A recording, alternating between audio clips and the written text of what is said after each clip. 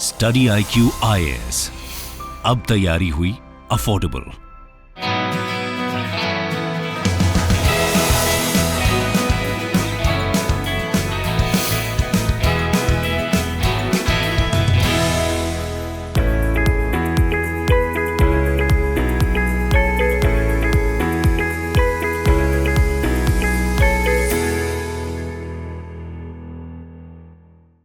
Hello and welcome to study IQ IAS। मेरा नाम है अमृत उपाध्याय और आज एक बार फिर हम एक खास मेहमान से मिल रहे हैं जिन्होंने यूपीएससी के इस बार के एग्जाम में सफलता हासिल की है और IAS बने हैं, खुद डॉक्टर हैं, दीपक कुमार। बहुत बहुत स्वागत है आपका दीपक हमारे इस कार्यक्रम में। Thank you sir, thank you Amrit sir, बहुत बहुत धन्यवाद। आपकी बहुत अच्छी जर्नी रही, बहुत लंबी जर्नी रही। हालांकि मैं आपके बारे में देख रहा था कि 5 अटेम्प्ट्स आपने लिए और आप खुद MBBS हैं ऑलरेडी और अभी भी आप सेलेक्टेड हैं। ये एक इम्पॉर्टेंट बात है कि ऑलरेडी सेलेक्टेड हैं। ये इम्प्रूवमेंट इन्होंने दिया था जिसमें IAS बने हैं। तो दीपक, मैं चाहूँगा कि आप खुद ही इस प्लेटफॉर्म पर सारे स्टूडेंट्स के साथ अपनी जर्नी शेयर करें। मेरी यूपीएससी जर्नी एक्चुअली मेरी MBBS ग्रेजुएशन कंप्लीट होने के बाद से ही शुरू हुई थी। ग्रेजुएशन के दौरान तो मुझे ज़्यादा ख्याल नहीं था ये सिविल सर्विसेज में आने का, बट जब MBBS इंटर्नशिप के बाद में मैंने थोड़ा इसके बारे में सोचा और फिर मैंने जब लगभग 4-5 अटेम्प्ट लगे तो शुरुआत से ही फर्स्ट अटेम्प्ट में इंटरव्यू स्टेज तक पहुंचा मैं और फिर उसके बाद में फोर्थ अटेम्प्ट में इंडियन ऑडिट अकाउंट सर्विस में पहुंचा और अभी मैं फिर फाइनली IAS में। तो जर्नी ओवरऑल मेरे काफ़ी मैं कहूँ अपने पर्सनल लेवल पे तो काफ़ी इंटरेस्टिंग थी मेरे लिए तो एटलीस्ट। और काफ़ी इस बीच में मुझे ना ही सिर्फ काफ़ी डिफरेंट सब्जेक्ट्स जानने को मिले, साथ में थोड़ा सेल्फ कॉन्फिडेंस लेवल भी काफ़ी बढ़ा। ठीक है, एक बहुत वाजिब सवाल ये है, ऑब्वियस सवाल ये है कि 5 अटेम्प्ट्स अपने आप में एक बहुत बड़ा टाइम पीरियड होता है। 5 अटेम्प्ट तक अपने आप को दिमागी तौर पर स्थिर रहना, रखना और तैयारी को इस तरह से आगे बढ़ाना कि फाइनली आप कामयाब हो जाएं, ये कितना बड़ा मुश्किल होता है। आपने तो एक्सपीरियंस किया होगा और मैं इसलिए ये सवाल पूछ रहा हूँ कि हमारे व्यूअर्स में से बहुत सारे ऐसे लोग होंगे जो 3-4 अटेम्प्ट हो चुका होगा, 5 अटेम्प्ट हो चुका होगा और अभी तक कामयाब नहीं हुए होंगे। तो उनकी यस सर। मनःस्थिति को किस तरीके से आपका स्टेटमेंट सपोर्ट करेगा, इसलिए मैं पूछ रहा हूँ। यस ये बिल्कुल इम्पोर्टेंट क्वेश्चन है कि अगर यूपीएससी जर्नी आपकी लंबी होती है तो उसमें मेंटली सपोर्ट कैसे अपने आप को मेंटली स्टेबल रखें और कहाँ से मेंटली सपोर्ट गैदर करें। तो इसमें सर मैं ये समझता हूँ कि सबसे ज़्यादा मेंटल सपोर्ट आता है अपनी फैमिली से और फ्रेंड्स से। वो ठीक है। आपको समय समय पर मोटिवेट करते रहते हैं और आपको सपोर्ट करते हैं, चाहे वो फाइनेंशियल सपोर्ट हो चाहे मोटिवेशनल सपोर्ट हो, तो वो बहुत ज़्यादा ज़रूरी है। उसके बाद सर यह ज़रूरी रहता है कि आप अपनी रूटीन को कैसे सँभालते हैं। रूटीन में ये है कि आपको अगर यूपीएससी सिविल सर्विसेज करना है तो उस हिसाब से पढ़ाई तो रेगुलर आपको करनी ही है। उसमें ये नहीं देखना चाहिए कि अभी एग्ज़ाम है तो पढ़ लेता हूँ और अभी ब्रेक मिल गया है तो थोड़ा कुछ और काम कर लेता हूँ। ठीक साथ में सर ये है कि सिर्फ़ और सिर्फ़ पढ़ाई ही नहीं, पढ़ाई के अलावा जो आपकी जो हॉबी वाली एक्टिविटीज़ होती हैं और कुछ रिक्रिएशन एक्टिविटीज़ होती हैं, उसमें भी उतना ही टाइम इन्वेस्ट करना चाहिए। लाइक जो भी आपकी पेंटिंग है, ड्राइंग है, प्लेइंग एनीथिंग, उसमें भी आपको इन्वेस्ट करना चाहिए। उससे आपका मेंटली स्टेबल रहता है, साथ में इंटरव्यू में भी काफ़ी हेल्प करता है। आप काफ़ी कॉन्फिडेंस से आंसर दे पाते हैं कि मैंने इतनी एक्स्ट्रा करिकुलर एक्टिविटीज़ में पार्ट लिया है और मुझे उस चीज़ का नॉलेज भी है। तो ये सारी एक्टिविटीज़ जहाँ पे आप पढ़ाई को भी रिक्रिएशन के साथ में भी फैमिली, फ्रेंड्स, गैदरिंग के साथ, इन सब के साथ अगर थोड़ा कॉम्बिनेशन बनाकर चलेंगे, तो आपकी जर्नी थोड़ा सक्सेसफुल हो सकती है। आपका अपना क्या हॉबी रहा है? तो मेरा हॉबी पेंसिल ड्राइंग है।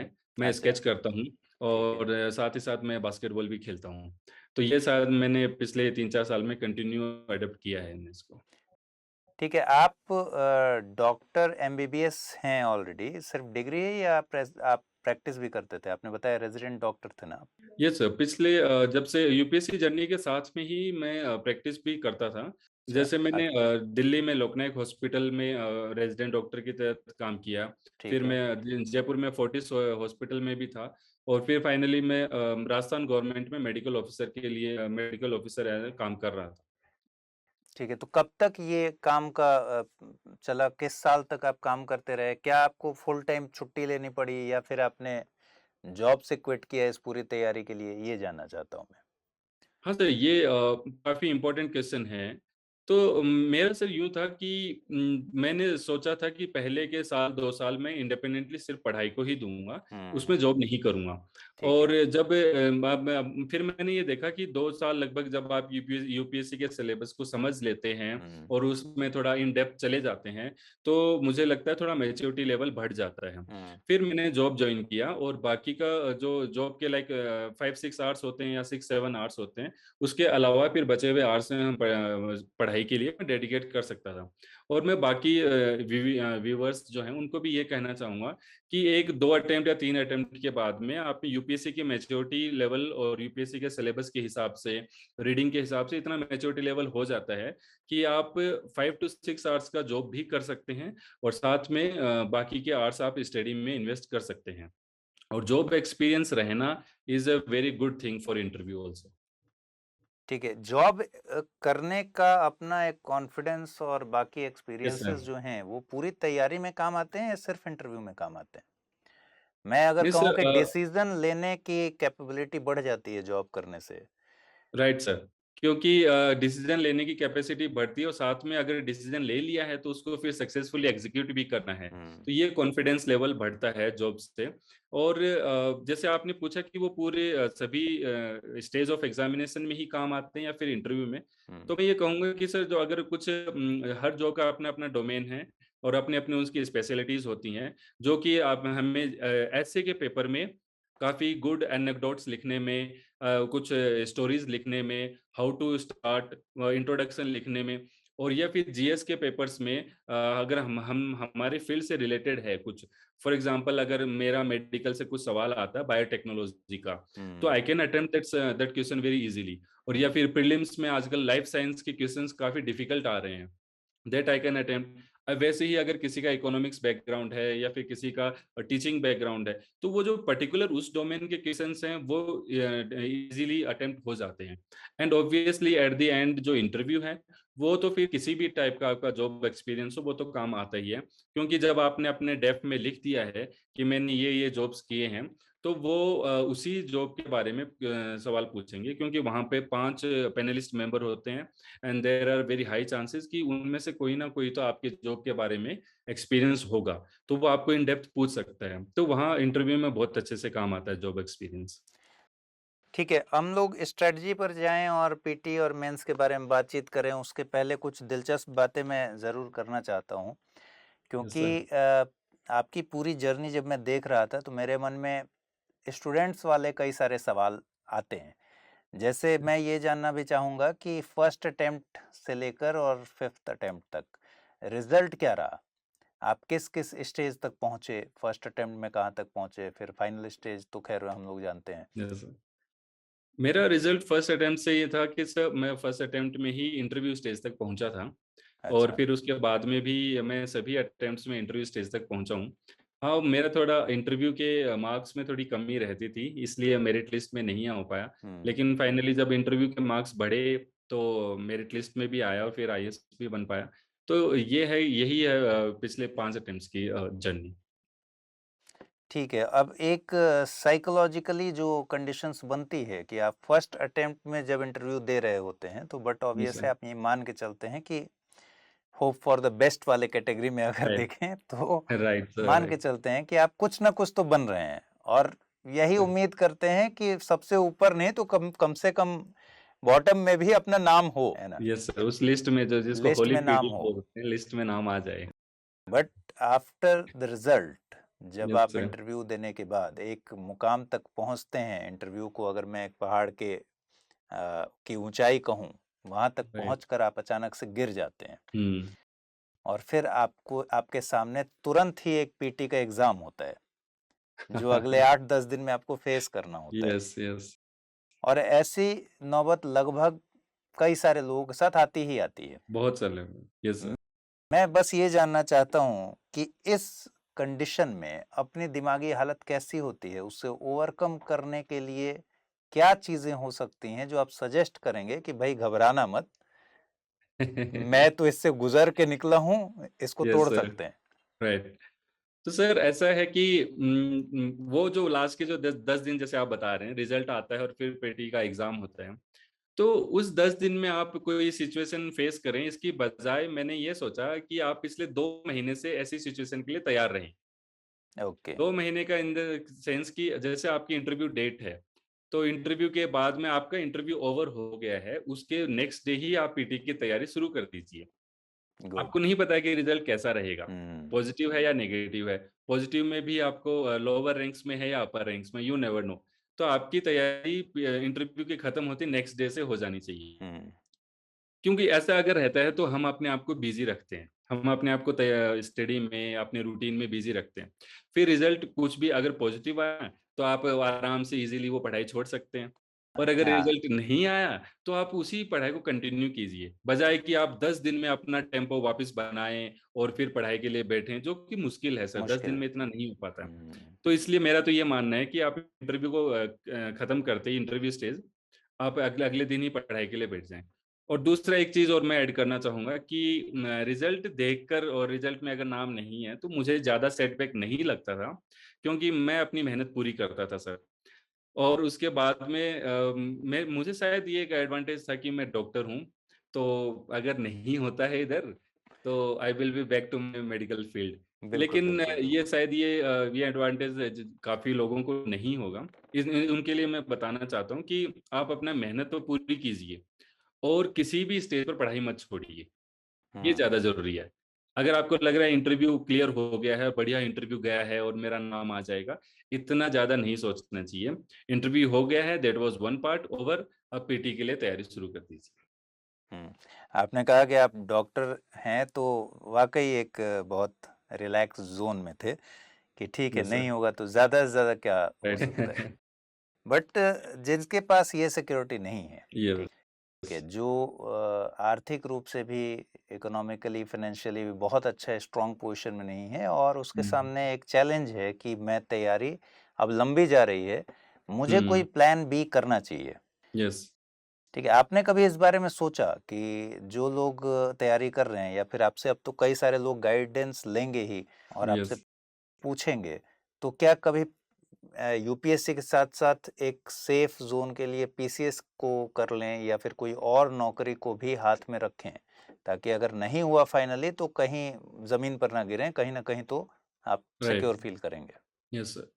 हाँ सर, ये बहुत जरूरी है कि आपका प्लान बी आप क्या रखते हैं, और प्लान बी के बारे में कभी आप सोचते भी हैं कि नहीं सोचते। हम्म। तो मैंने इस बारे में ये देखा कि सर, एक तो जैसे आपके अगर 2 अटेम्प्ट 3 अटेम्प्ट हो गए हैं, तो थोड़ा ब्रेक लेकर यह सोचिए कि कमी कहाँ रह रही है। यस। मैंने ये देखा कि अगर आप बार बार इंटरव्यू के स्टेज तक पहुंच रहे हैं, तो आपको मेंस की एग्जाम में कोई नए रिफॉर्म्स लाने का समय नहीं मिल पाता, नई स्ट्रेटेजी डेवलप करने का समय नहीं मिल पाता है। और टोटल क्या होता है कि आपके जीएस के मार्क्स हैं, इथिक्स के हों चाहे ऐसे के मार्क्स हों, वो सेचुरेट हो जाते हैं। तो सबसे पहले तो आपका प्लान यही होना चाहिए कि आप थोड़ा ब्रेक लेकर सोचें कि मुझे जो अगला अटेम्प्ट है वो रनिंग में देना है, या फिर मुझे 1 साल का ब्रेक लेकर उससे अगले वाला अटेम्प्ट देना चाहिए। तो यह तो है यूपीएससी का प्लान बी। और अगर इसके साथ में ही आप के अगर 3 अटेम्प्ट हो जाते हैं तो 3 का कट ऑफ रखिए। 3 अटेम्प्ट अगर आपके हो जाते हैं तो उसके साथ में आपको स्टेट पीसीएस भी बिल्कुल अडेप्ट करना चाहिए, उसके उसकी स्ट्रेटेजी, उसका सिलेबस, क्योंकि ज्यादातर सभी स्टेट्स का सिलेबस सर हमारे जीएस से मैच हाँ, करता है। मैच करता है, और सही बात काफी है। स्टेट्स में, राइट सर, और काफी स्टेट्स में ऑप्शनल सब्जेक्ट्स भी हैं जो कि यही हैं जो हमारी यूपीएससी में होता है। हम्म। तो पीसीएस से वो सबसे पहला ऑप्शन हो सकता है, नो डाउट। और फिर उसके अलावा यूपीएससी में भी सीएपीएफ का एग्जाम होता है, हम्म। तो वो भी एक ऑप्शन हो सकता है। और मेरे काफी फ्रेंड्स हैं जो आरबीआई का उसका डेप्यूटी गवर्नर एग्जाम है शायद, आई थिंक आरबीआई का एग्जाम होता है, हम्म। वो भी एग्जाम अटेम्प्ट करते हैं। साथ में इस चीज का भी थोड़ा ध्यान रखें कि जो इंटरव्यू स्टेज तक जो पहुंच जाते हैं, उनके लिए एक अलग से एंट्री होती है स्पोर्ट्स अथॉरिटी ऑफ इंडिया में, हम्म। और इंटरनेशनल फाइनेंशियल सर्विसेज सेंटर है गांधीनगर में। हम्म। उसमें भी कुछ अलग वैकेंसीज आती हैं। तो ये कुछ अलग-अलग जॉब वैकेंसीज हैं जो आप ज़रूर अडॉप्ट कर सकते हैं। ठीक है। दीपक, अब आते हैं थोड़ा तैयारी वाले पार्ट पर। Yes sir. उसमें मैं जानना चाहता हूँ कि पूरी तैयारी में सबसे स्ट्रॉन्ग पार्ट आपका कौन-सा था? सबसे स्ट्रॉन्ग सब्जेक्ट बोलूँ या पेपर बोल लीजिए, जो भी? Yes sir. तो सर अगर एज़ सच मुझे काफ़ी कॉन्फिडेंस रहता था अपने मेंस में कि मेंस तो अगर लिखा है तो निकल ही जाएगा। अच्छा। और यस सर, और उसके अलावा मेंस में अगर मैं पर्टिकुलरली बात करूँ तो ऐसे और एथिक्स मेरे काफ़ी अच्छे सब्जेक्ट्स थे। और हुँ, एंथ्रोपोलॉजी में ओवरऑल एंथ्रोपोलॉजी अच्छा था मेरा, but hmm. Paper 1 was much better than paper 2। और हाँ। उसके अलावा प्रीलिम्स में जो पॉलिटी का जो सेक्शन होता है और फिर जीएस में मेंस में भी जो पॉलिटिकल सेक्शन होता है, that I was having very good confident. I okay. Was very confident about politics. ठीक है, मैं अब शुरू करता हूँ कि मैं एक स्टूडेंट हूँ यस और सर। मैंने अभी ग्रेजुएशन, जैसे आपने एमबीबीएस करते हुए सोचा था, मैंने अभी-अभी सोचा है कि मैं तैयारी करना ओके। चाहता हूँ। मुझे सिविल में जाना है, सिविल यस, सर्विसेज में मुझे आईएएस बनने का सपना है। यस। ठीक, मैं कैसे शुरू करूँ? ओके। तो सर जैसे अगर आपने ये जो स्टेज बताया है कि मैं भी ग्रेजुएशन में हूँ, तो ये तो हुँ, सबसे बढ़िया स्टेज है कि आप अपनी ग्रेजुएशन की 3 साल सिर्फ़ ग्रेजुएशन की पढ़ाई के लिए आप वो 3 साल अपने आईएएस बनने के सपने को भी पूरा करने में लगा सकते हुँ, हैं। हुँ, हुँ, उसमें हुँ, एडवांटेज यही है कि आपके जो 3 साल की time and energy and money है, तो वो आप ग्रेजुएशन भी कंप्लीट होगी और आपकी पढ़ाई भी होगी। तो हुँ, सर शुरुआत कैसे कर सकते हैं वो कि आपको अगर आप आस-पास में कोई भी है जो सिविल सर्विस की जर्नी को जानता है हुँ, इन डेप्थ, या फिर आस-पास में कोई कोचिंग है, मेंटर्स हैं, तो जो हुँ, इनको जानते हैं सिविल सर्विसेज़ की जर्नी, तो उनको अप्रोच करना चाहिए। हुँ, सीधा फिर अंधेरे में तीर मारने वाली बात है कि अगर आप बिना किसी को पूछे इस जर्नी में कूद गए, तो हुँ, वो थोड़ा डिफ़िकल्ट हो जाएगा आपके लिए। तो ठीक है। पहले राय-मशविरा ज़रूर करना चाहिए। एग्ज़ाम के बारे में जानना चाहिए कि एग्ज़ाम की रिक्वायरमेंट्स क्या हैं, कितने स्टेज के एग्ज़ाम हैं और एग्ज़ाम की वैकेंसीज़ क्या हैं, कौन-कौन सी सर्विसेज़ हैं। मुझे तो बाद में आने के बाद पता लगा कि इसमें 20 सर्विस और हैं। मुझे अच्छा। तो लगा था कि ये सिर्फ़ इसमें सिर्फ़ एक ही सर्विस है, आईएएस। तो इसलिए तो आने से पहले वो बोलते हैं सर कि मैं उसमें युद्ध के मैदान में जाना है, तो उस मैदान की उसमें कितने सैनिक होने वाले हैं और आपका अपोज़िशन कौन है, इन चीज़ों के बारे में जानना ज़रूरी है, जो कि आपकी कोचिंग मेंटर से मिल सकती है या फिर आपके फ्रेंड्स फैमिली से मिल सकती है। हुँ, और फिर उसके बाद में आपका उस आपकी जो आईएएस की जो पढ़ाई होगी, आप उसको अपनी ग्रेजुएशन की पढ़ाई के साथ कैसे इंटीग्रेट करेंगे 3 साल हुँ, में, ये बहुत ज़रूरी है। क्योंकि उसमें फिर वही आप तो एक ऑप्शनल सब्जेक्ट ले सकते हैं। साथ में आपको ग्रेजुएशन की पढ़ाई में भी पास तो करना ही है, प 50% वो भी लाने हैं। तो ये सर कुछ स्टेप बाय स्टेप हैं जो फॉलो करना चाहिए आइए। ठीक है। और अगर आप पीटी और मेंस की बात करें तो क्या स्ट्रैटेजी होती है पीटी की परीक्षा के लिए? आजकल पीटी सबसे बड़ा जी चैलेंज सर, है। बहुत प्रीलिम्स को बड़ा पास चैलेंज करना है। मतलब समझिए कि इस युद्ध को आधा आपने जीत लिया है। यस तो सर। प्रीलिम्स को लेकर कुछ खास बात बताएँगे?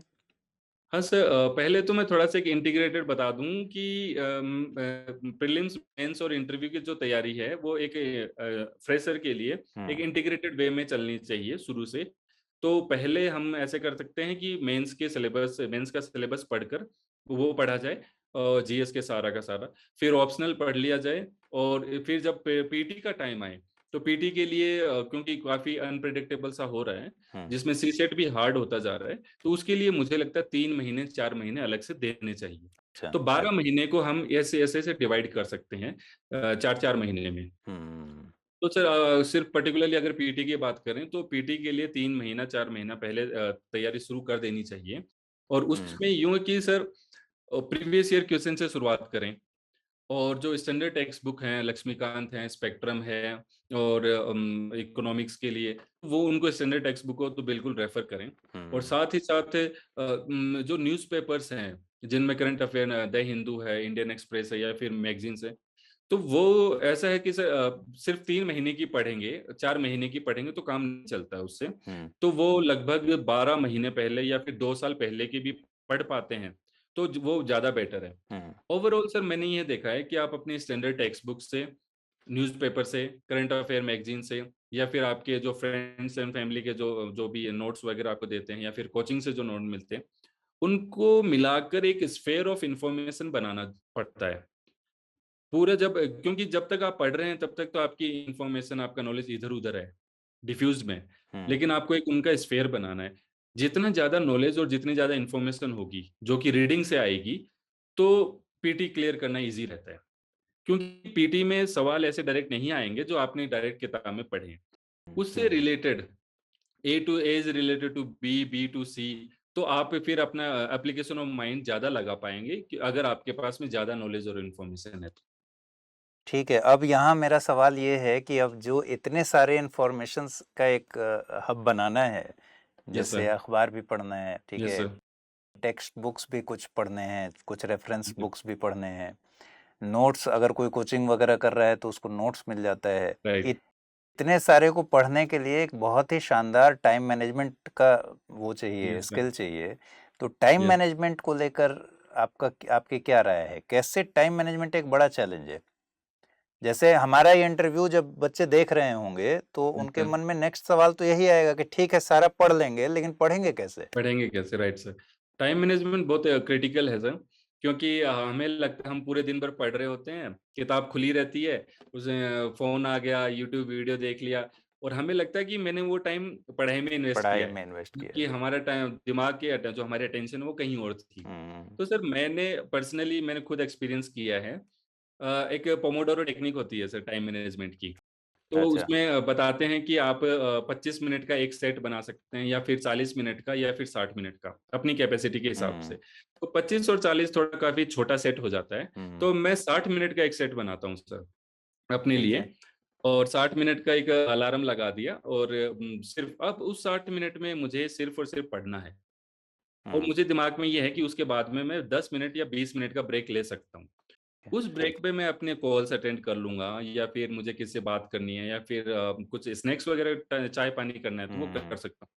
क्योंकि अगर मैंने फिक्स है कि मैं 60 मिनट पढ़ूँगा, 20 मिनट ब्रेक लूँगा, 60 मिनट पढ़ूँगा, 20 मिनट ब्रेक लूँगा। ठीक और है। ये टेक्निक मैंने अडॉप्ट की है खुद और ये बहुत सक्सेसफुल है सर। ओके। तो ये पोमोडोरो टेक्निक टाइम मैनेजमेंट के लिए मैं स्टूडेंट्स को इस चीज़ की राय दूँगा। ठीक है, बट डिफरेंट सोर्सेज़ होने की वजह से फिर दिन भर में ऐसा भी हाँ, सवाल आता है मन में कि भई दिन भर में एक ही साथ, जैसे मान लीजिए यस सर। कि मैं आपसे सवाल उस तरह से करूँगा जैसे मैं अभी तैयारी शुरू करने जा रहा हूँ, राइट, ठीक है? राइट, तो राइट। आपको यस कुछ सर, ऊट-पटांग भी सवाल मिलेंगे। यस तो सर। मेरा अगला सवाल यही है कि टाइम यस सर। मैनेजमेंट का एक एस्पेक्ट तो हमने देख लिया कि ये स्ट्रैटेजी अपना है, बट सेकंड वन इज़ कि मुझे मान लीजिए ये कन्फ्यूज़न है कि मैं पॉलिटी आज उठाऊँ, तो क्या यस दिन सर। भर में पॉलिटी में जितना हो सके उतना ख़त्म करूँ? Yes sir. या पॉलिटी 2 घंटे पढूँ, 2 घंटे फिर कोई और सब्जेक्ट पढूँ, 1 घंटा लिखने पर दूँ, बेटर क्या होती है स्ट्रैटेजी?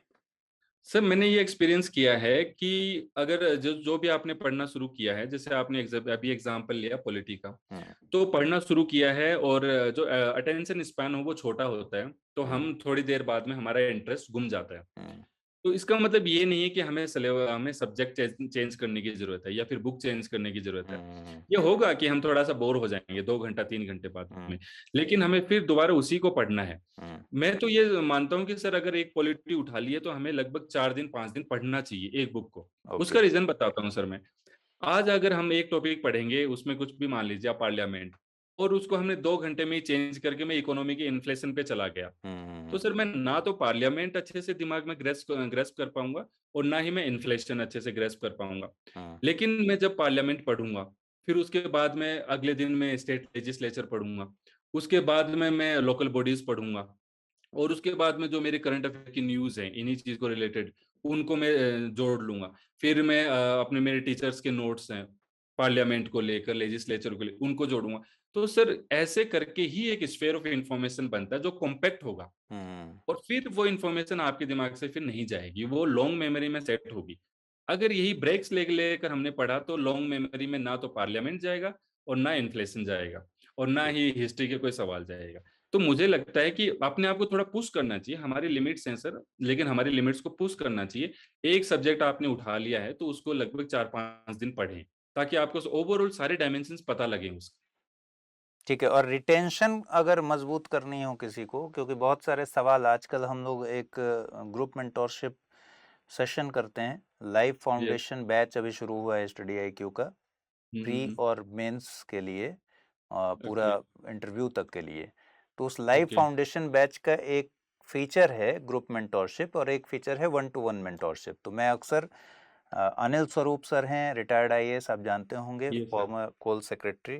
तो यस सर, उनके साथ उनके हम तो लोग लगातार एक सेशन कर रहे हैं स्टूडेंट्स को लेकर बढ़िया। अपने बैच के। तो बहुत सारे राइट। उनके कन्फ्यूजन्स को सर ठीक वो करते हैं, क्लियर करते हैं और उनको राइट। बताते हैं। तो उस जो सेशन में सवाल आते हैं, मैं उसके बेस पर आपसे जानना चाहता हूँ। अनिल स्वरूप सर के साथ जो बातचीत बच्चों की होती है और जो सवाल आते हैं वो सबसे पहले मैं ही देखता हूँ। तो उन ओके। सवालों में सबसे ज़्यादा एक सवाल आता है कि रिटेंशन को लेकर बहुत दिक्कत है। हम पढ़ते जाते यस। हैं, वो रिटेन नहीं होता और राइट। फिर लगता है कि सब कुछ पढ़ा हुआ बेकार हो गया। इसका यस मतलब सर। ये हुआ कि अगर रिटेंशन नहीं होगा तो 2 महीने के बाद कोई किताब उठाने पर फिर से पूरा पढ़ने वाली प्रक्रिया शुरू हो जाती है। Yes sir. आपको रिटेंशन को लेकर आपका क्या एक्सपीरियंस है और अगर आपने एक्सपीरियंस किया है तो इसका उपाय क्या है? ये सर प्रॉब्लम रिटेंशन की सभी को ही आती है और हुँ, लगता है एग्जाम के समय तो बहुत ज्यादा लगता है कि मैं सब कुछ भूल गया, हुँ, लेकिन ऐसा नहीं होता। रिटेंशन के लिए सर मैं ये कहना चाहूंगा कि पहले तो आप पढ़ लीजिए, आपको जितना भी हफ्ता भर पढ़ना है, हुँ, टेक्स्ट बुक पढ़नी है, करंट अफेयर मैगजीन पढ़नी है या फिर न्यूज़पेपर पढ़ना है, तो पढ़ते वक्त नोट्स बनाइए। काफ़ी लोग मेरे फ्रेंड्स हैं या फिर टीचर्स हैं, ऐसे सजेस्ट करते हैं कि न्यूज़पेपर तो बहुत सारा होता है और हर दिन पढ़ना होता है, तो नोट मत बनाइए। लेकिन मैं तो नोट बनाता था सर, अच्छा, क्योंकि एक न्यूज़पेपर पढ़ने के बाद हम उसको डिस्कार्ड कर देते हैं और कभी उसको दोबारा नहीं उठाते। ठीक है, लेकिन हमारे नोट्स ही हैं जिनको हम दोबारा उठाएँ। तो राइट। सबसे पहले तो आप अपनी टेक्स्ट बुक के, कोचिंग के या फिर न्यूज़पेपर के नोट्स बनाइए। और नोट्स का थोड़ा-सा एक अगर सिस्टमैटिक ढंग रखेंगे, तो बाद में जब रिटेंशन की और रिवीजन की बारी आएगी तो ज़्यादा बेहतर रहेगा। वो क्योंकि सिस्टमैटिक ढंग का मतलब है कि पॉलिटी के नोट्स, पॉलिटी के सिलेबस वाइज़ ऐसे स्ट्रक्चर बनाइए, हुँ, फिर इकोनॉमी के नोट्स और ऐसे करके। तो और सर जब एक बार बन गया है नोट्स, तो पहले तो पूरे नोट मेकिंग पे ध्यान दीजिए और उसके बाद में मैं ये करता था सर कि मैं 10 दिन में 2 दिन 10 दिन में 2 दिन लगभग रिवीजन के लिए निकालता था। ओके, यानी तो कंटिन्यूटी में। ऐसे नहीं कि 4 महीने पढ़ूँगा और फिर बाद में मैं रिवाइज़ करूँगा। तो उसमें से रिटेंशन थोड़ा कम रहता है। 10 लेकिन दिन आप में अगर 2 दिन निकालने का मतलब हुआ कि पिछले 10 दिन के 8 दिन के जितने यस। आपकी पढ़ाई हुई है, उसको आप फिर 2 दिन में रिवाइज़ कर राइट, लेंगे। Right sir. तो जो ठीक, 10 दिन में 8 दिन की जो पढ़ाई हुई है, उसको 2 दिन में रिवाइज़ कर लेना है, वो ज़रूरी है सर। और फिर आगे आप फिर नई बुक्स ले लीजिए, नया मटेरियल जो भी है और फिर आप उसको पढ़िए पूरा का पूरा जितना नोट मेकिंग कर सकते हैं और फिर अगले 2 दिन में उसको रिवाइज़ कीजिए। और ऐसे जब आपका पूरा सिलेबस हो जाता है किसी एक पर्टिकुलर सब्जेक्ट का, फिर पूरा का पूरा सब्जेक्ट रिवाइज़ कीजिए, उसमें आप 2-3 दिन ले सकते हैं। तो सर जो समय-समय पर रिवीज़न अगर हम करते हैं, समय-समय पर रिवीजन, ये नहीं कि एक बार रिवीजन करने बैठे 5 महीने बाद में, ऐसे में नहीं हो पाएगा। लेकिन अगर समय-समय पे रेगुलर रिवीजन करेंगे, तो फिर तो हमारा रिटेंशन अपने रिटेंशन आप बढ़ जाएगा। Right, yes sir. और फिर उसके बाद में जब हम क्वेश्चन सही सही समय पे क्वेश्चन्स भी अटेम्प्ट करते हैं, प्रीलिम्स के क्वेश्चन्स हैं या फिर मेंस के क्वेश्चन अटेम्प्ट करते हैं, तो उसमें फिर अपनी मेमोरी रिकॉल होती है। तो उसमें फिर और ज़्यादा रिटेंशन उसमें आता है सर। अच्छा, मेंस को लेकर अगर बात करें तो पेपर वाइज़ स्ट्रैटेजी पर अगर हम यस। चलें, पेपर 1 से शुरू करते हैं, कि आपकी स्ट्रैटेजी क्या थी और सजेशंस क्या होंगे आपके? तो सर पेपर 1 की अगर बात करें तो उसमें mainly syllabus world history, Indian history, art and culture और ज्योग्राफी और सोसाइटी, ये 4-5 मेन पोर्शंस हैं। तो सर सबसे पहले तो इन चारों पाँचों पोर्शंस के लिए जो एनसीईआरटी हैं अवेलेबल, तो वो एनसीईआरटी सारी की सारी पढ़नी चाहिए। मैंने ये देखा सर 2016 में, 2017 में प्रीवियस ईयर क्वेश्चन जब मैं देखता हूँ, तो एनसीईआरटी के जो चैप्टर के जो पीछे के जो क्वेश्चन है एक्सरसाइज के, as it is word to word वो क्वेश्चंस आ गए हैं। जीएस 1 में आते हैं। Yes sir. I am very sure about that. तो वो एक्सरसाइज हमें एनसीईआरटी की करनी चाहिए, पढ़ना चाहिए और उसके जो पीछे के एक्सरसाइज में जो क्वेश्चन है, वो खुद हमें लिखने भी चाहिए। उसके बाद में सर ज्योग्राफी के लिए अगर जीसी ल्योंग बुक है, उसमें काफ़ी इंटरेस्टिंग कुछ चैप्टर्स हैं मॉनसून वगैरह को लेकर, वो पढ़ सकते हैं। और या सोसाइटी के लिए अगर मुझे लगता है कि एज़ सच कोई डिफरेंट कोई भी बुक पढ़ने की ज़रूरत नहीं है।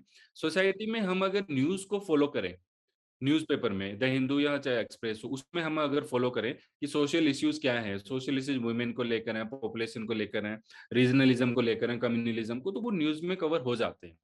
तो वो उनको अगर हम कवर करें और साथ में एनसीईआरटी का रेफरेंस लेकर हम पढ़ें, तो ऐसे करके हम पेपर 1 को कंप्लीट कर सकते हैं। और मैंने ये देखा कि सर वर्ल्ड हिस्ट्री का ज़्यादा वेटेज है नहीं, कई बार तो क्वेश्चन आते ही नहीं है।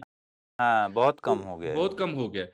तो पढ़ें ज़रूर वर्ल्ड हिस्ट्री को और ऐसा पढ़ लें कि उसकी जो मेजर टाइमलाइन्स हैं, वर्ल्ड वॉर हैं 1 और 2 हैं और फिर उसके बाद में जो मेजर क्राइसिस हैं, क्यूबन मिसाइल क्राइसिस हो गया, कोरियन क्राइसिस हो गया, वियतनाम वॉर हो गया, अफगानिस्तान क्राइसिस, जो मेजर हेड्स हैं, मेजर टाइम है, इतना पढ़ लेंगे वर्ल्ड हिस्ट्री में तो काफ़ी है। उसके लिए अलग से बहुत ज़्यादा टाइम इन्वेस्ट करने की ज़रूरत नहीं है। और साथ में जीएस में जो सिलेबस है आर्ट एंड कल्चर का और हिस्ट्री का प्लस ज्योग्राफी का, उसको प्रीलिम से इंटीग्रेट करके पढ़ेंगे, तो सर हम जीएस 1 में ज़्यादा स्कोर कर सकते हैं। फॉर एग्ज़ाम्पल हमें वैसे भी प्रीलिम्स के लिए तो पढ़ना पड़ता है आर्ट एंड कल्चर और वो तो डिटेल में आते हैं वहाँ तो क्वेश्चन। मेंस में तो 2-3 क्वेश्चन ही आएँगे। लेकिन वही प्रीलिम्स का नॉलेज हम जीएस में 1 में मेंस में एज़ इट इज़ उसमें कॉपी कर सकते हैं और वो उसमें हमारा टाइम भी बच जाएगा। ठीक है, इसी तरीके से अगर 2 में बात करें तो इस स्ट्रेटजी के साथ-साथ क्या कोई और ख़ास बात है जो पेपर 2 के लिए आप बताएँगे? सर, इसके साथ में जो रेगुलर बुक्स के अलावा जो अगर हम बात करें तो न्यूज़पेपर पेपर 2 के लिए बहुत ज़रूरी है। पेपर 2 और पेपर 3 के लिए पेपर 3 के लिए। न्यूज़पेपर। ये सर बहुत ज़्यादा करंट इवेंट्स आ जाते हैं न्यूज़पेपर में, तो न्यूज़पेपर को रेगुलरली फ़ॉलो करना बहुत ज़रूरी है सर। तो न्यूज़पेपर को पढ़ने में भी यस सर। बहुत सारे सवाल हैं। ठीक है, यस सबसे सर। पहला सवाल है कि कितना वक़्त दिया जाए? क्योंकि यस न्यूज़पेपर सर। पढ़ना कई लोगों के तो पार्ट ऑफ रूटीन कई लोगों के लिए है कि वो राइट। उठ मतलब आजकल तो ऐसा भी नहीं है कि अखबार आएगा तभी पढ़ेंगे। तो वो बीच-बीच हाँ, में अपना रिफ्रेश करते हैं किसी साइट पर अच्छे अच्छे से खबरें देख राइट। लेते हैं। एक तो ये हुआ, लेकिन कई लोगों के लिए न्यूज़पेपर बहुत बड़ा चैलेंज भी है। यस तो सर। उसमें पूरे करंट अफ़ेयर्स की तैयारी को भी हम इस क्वेश्चन के बाद ही डिस्कस कर लेंगे, लेकिन न्यूज़पेपर को लेकर आपका अपना मन क्या कहता है? कितना टाइम दें और कैसे पढ़ें कि कम समय में उसमें से चीज़ें ग्रैब राइट हो सर। जाएँ? तो सर न्यूज़पेपर का कुछ यूँ है कि अगर आपने पढ़ना शुरू ही किया है, तो आप उसमें 2-3 घंटे लगा सकते हैं। उसमें कोई दिक्कत नहीं है। लेकिन मैं ये सजेस्ट करूँगा कि न्यूज़पेपर पढ़ने से पहले आप 2 एक्सरसाइज़ करें। एक तो आप सिलेबस अपनी देखें सिलेबस को कि सिलेबस है क्या? जीएस 1 में क्या है, 2 में क्या है, 3 में क्या है, 4 में क्या है? फिर उस सिलेबस के पॉइंट्स आप थोड़ा ध्यान में दिमाग में रखिए कि ये पॉइंट्स हैं जो यूपीएससी जिन पे सवाल पूछती है। दूसरी एक्सरसाइज़ मैं ये बोलूँगा कि सर जैसे यूट्यूब पे काफ़ी वीडियोज़ अवेलेबल हैं, जैसे स्टडी आईक्यू की वीडियो हैं कि हाउ टू रीड न्यूज़पेपर। तो बजाए कि आप सीधा मेहनत करने लग जाएँ न्यूज़पेपर पे जबकि आपको नहीं पता कि क्या पढ़ना है, बेटर ये कि आप स्टडी आईक्यू वीडियोज़ देख लीजिए 2-3 कि how to read newspaper, newspaper से क्या उठाना है, क्या छोड़ देना है। वो वहाँ पे 2-3 घंटे इन्वेस्ट करेंगे तो आपके आगे के आने वाले काफ़ी घंटे बचा सकता है। ये 2 एक्सरसाइज़ करें।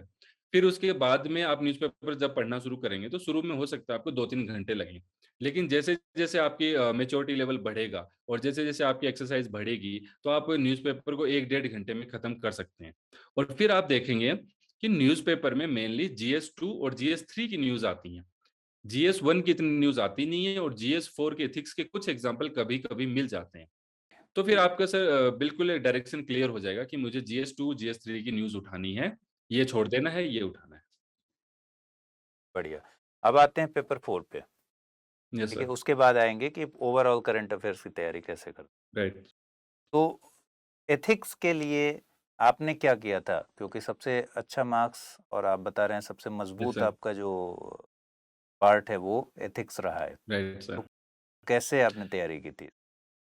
सर एथिक्स के लिए मैं ये देखता हूँ कि जो सिलेबस पॉइंट्स हैं, पहले मैंने उनको पीवाईक्यूज़ जो हैं, उनको मैंने सिलेबस पॉइंट्स में डिवाइड किया। कि अच्छा, कौन से अच्छा, सिलेबस पॉइंट्स पे पीवाईक्यू आ रहे हैं। फिर मैं देखता हूँ कि सर एथिकल वैल्यूज़ हैं या फिर एटीट्यूड है, करप्शन है या फिर इमोशनल इंटेलिजेंस है। तो क्वेश्चन लगभग-लगभग डायरेक्ट इन्हीं पे होते हैं।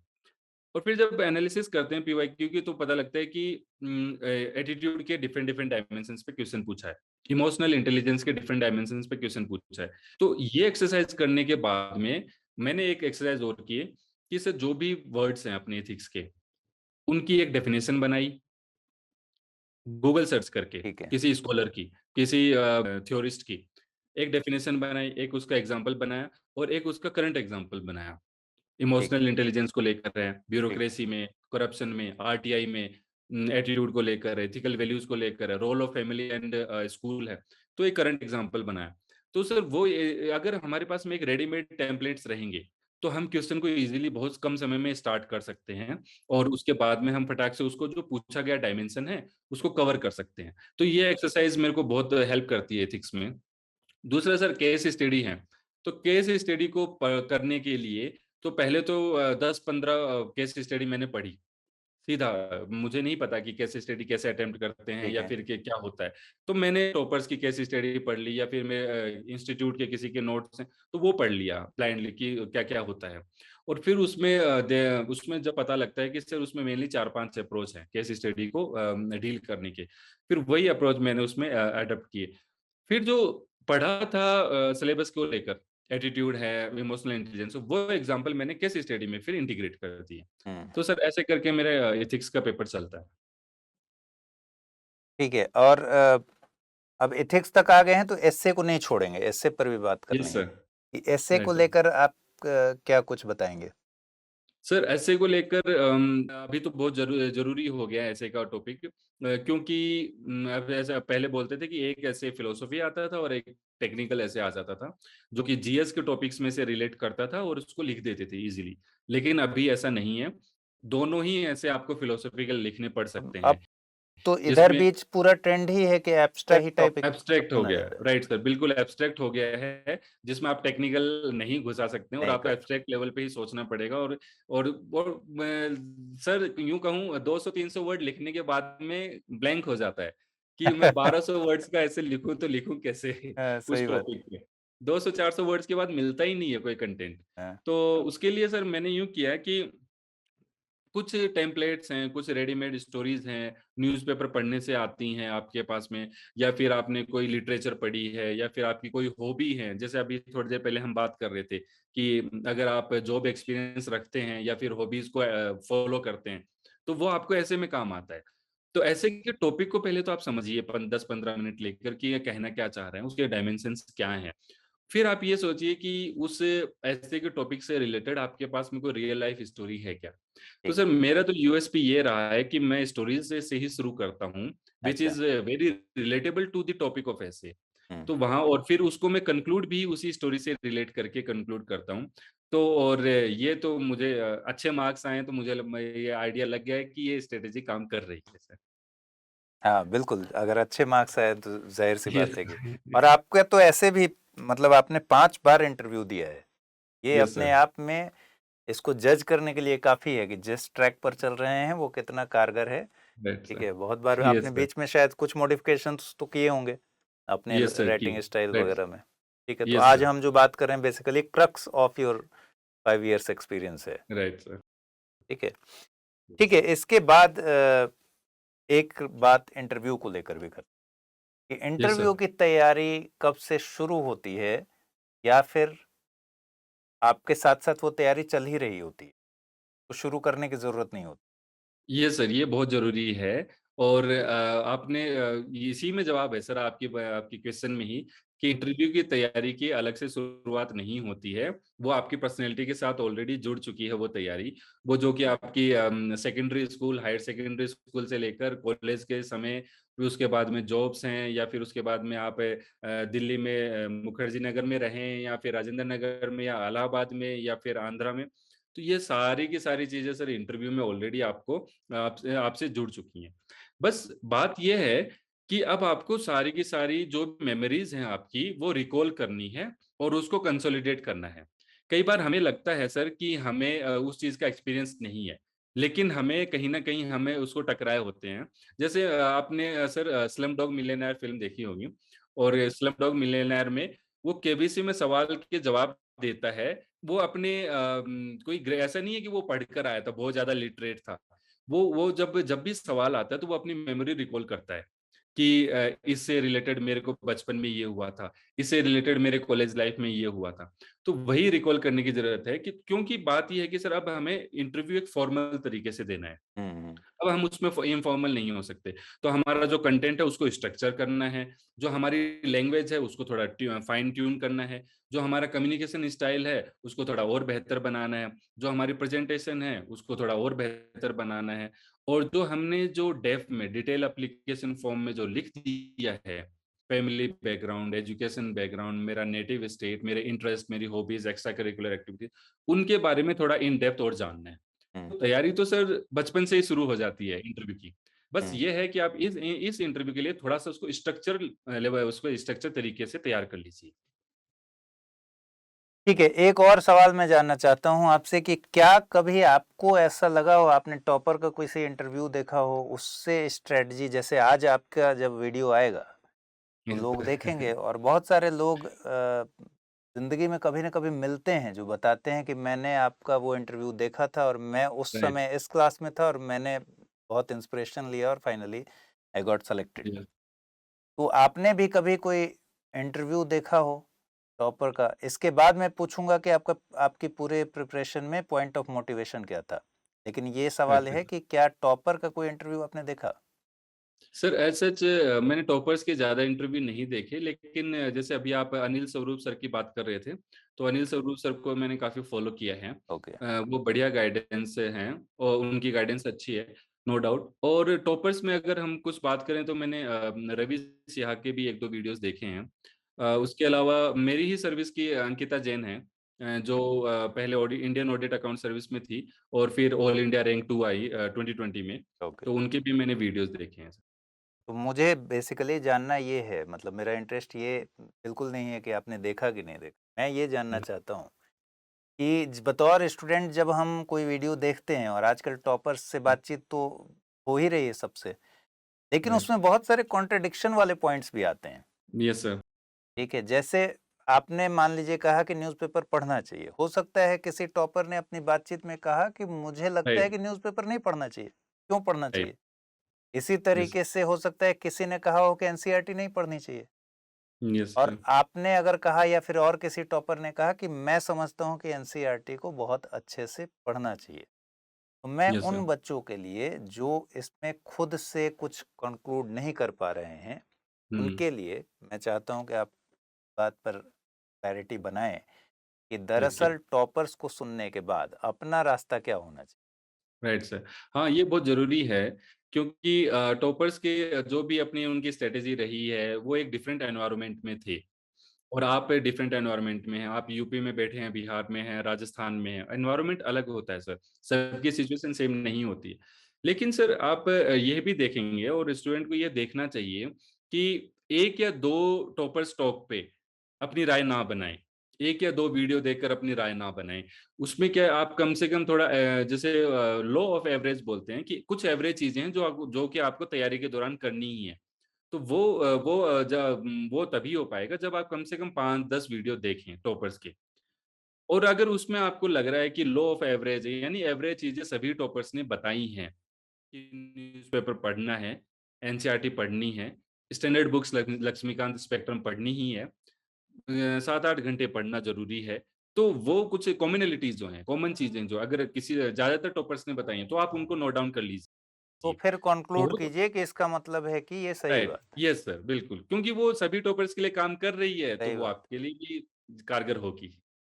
और फिर भी इसके बाद भी ये स्कोप छोड़ना चाहिए कि आपका अपना स्टाइल हो सकता है पढ़ने का, आप अपने बिल्कुल ना तरीके से। स्टाइल तो होगा तो वो बहुत ज़्यादा हेल्प करेगा। लाइक ऐसे में अगर आप थोड़ा एक्स फैक्टर रखते हैं, तो ऐसे में हेल्प करेगा, एथिक्स में हेल्प करेगा, इंटरव्यू में आपको बहुत ज़्यादा हेल्प करेगा।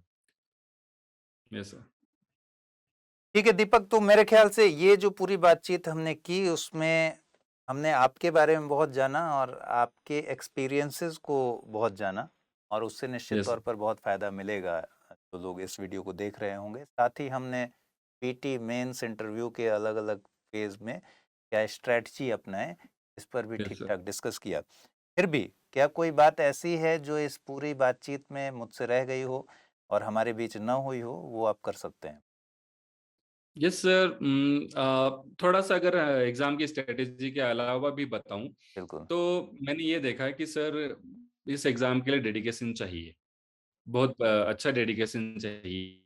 और उसके साथ में आपको थोड़ा उसको जो क्या कहें कि सब्र रखना, पेशेंस पेशेंस रहना ज़रूरी है कि हो सकता है कि आपके लास्ट स्टेज पे पहुँचने के बाद में भी आपका नाम लिस्ट में ना आए।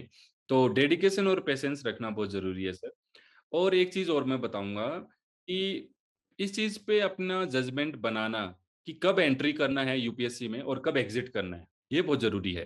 ठीक है। सिर्फ ब्लाइंडली नहीं चलना है और ईगो इश्यू को लेकर नहीं चलना है कि नहीं मैं तो यूपीएससी जर्नी में घुस गया हूँ, तो मैं तो इसको क्वालीफाई करके ही रहूँगा, मैं तो आईआईटी से पढ़ा हुआ हूँ, मैं अपने कॉलेज में टॉपर गोल्ड मेडलिस्ट रहा हूँ, तो मैं यूपीएससी भी कर लूँगा। ऐसे में सर ये बहुत डिफ़िकल्ट हो जाता है क्योंकि आपका जो बर्डन है वो ज़्यादा रहेगा, परफॉर्मेंस आपकी कम हो सकती है। तो कब एंट्री करनी है और कब एग्ज़िट करना है, वो बहुत ज़रूरी है। चलिए, ये बहुत ज़्यादा इम्पोर्टेंट बात है और इसको समझने की भी ज़रूरत है, क्योंकि इसमें कई बार हम मतलब हमने देखा है कि कई बार ज़िंदगी से खिलवाड़ हो जाता है, ये पूरी तरीके से यस पूरे सर। करियर से खिलवाड़ हो जाता है। तो बहुत इम्पोर्टेंट बात है। बहुत-बहुत शुक्रिया दीपक, थैंक्स अ लॉट, आपने इतना समय निकाला थैंक यू वेरी मच। और सर्विस में होते हुए इतना समय निकाला, तो यस हमसे सर। बातचीत की और बहुत अच्छे-अच्छे टिप्स दिए। आपके फ्यूचर के लिए ऑल द बेस्ट। आप नई जर्नी पर थैंक यू जा वेरी रहे मच। हैं, आपको बहुत-बहुत शुभकामनाएँ। तो अगले एपिसोड में मैं अपने दर्शकों से भी कहूँगा, ऑडियंस से कहूँगा कि आपका भी बहुत-बहुत शुक्रिया इस वीडियो को देखने के लिए। अगर पसंद आया हो तो लाइक कीजिए, शेयर कीजिए और सब्सक्राइब कर लीजिए चैनल को और अपने दोस्तों को दीजिए, क्योंकि ये जो पूरी बातचीत है, जो पूरा क्रक्स है, ये बहुत फ़ायदेमंद है और जो भी तैयारी करता है इसे देखना चाहिए। तो फिलहाल इस एपिसोड में इतना ही रखते हैं। अगले एपिसोड में फिर किसी टॉपर से मुलाकात कराएंगे आपकी और सारे टिप्स पूछेंगे, आप लोग जानेंगे। दीपक, एक बार फिर आपका बहुत शुक्रिया। आप लोग का भी शुक्रिया। थैंक यू, नमस्कार। It's my pleasure. Thank you very much. Everyone, this is Krishnendu Madhwate. Here I will share my experience regarding the Life Foundation batch provided by the Study IQ. The handwritten notes and handouts provided in the class contents helps us to focus on the class rather than writing. Shashank sir teaching is awesome, fabulous, and his strict question clears all the doubts and helps us to remember things easily. My special thanks to my mentor Munipet sir for guidance and quick response to my doubts, which breaks my inconsistency. Thank you, sir. Study IQ IAS, अब तैयारी हुई affordable.